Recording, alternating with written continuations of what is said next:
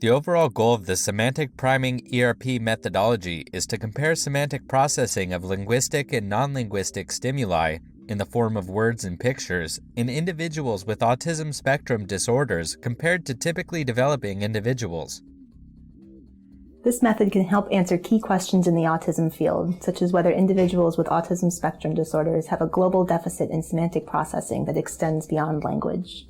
The main advantage of this technique is that it uses electroencephalography, a technique of measuring brain activity that can pick up on very subtle differences in cognitive processing between groups. Demonstrating the procedure will be Emmy O'Rourke, a research assistant in my lab.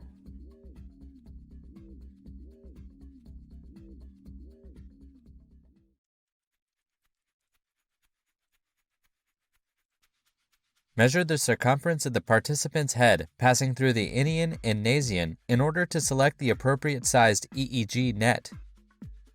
Begin by immersing the electroencephalography or EEG electrodes in electrolyte solution for 5 minutes. Instruct the participant to close their eyes, then place the net so it fits snugly against their head. Once all electrodes have been seated against the scalp, check impedances.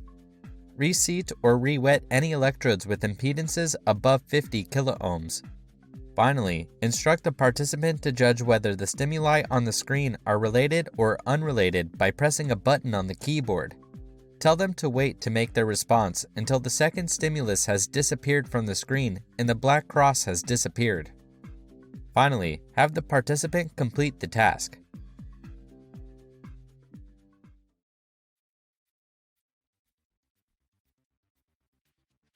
Begin by opening the EEG processing software.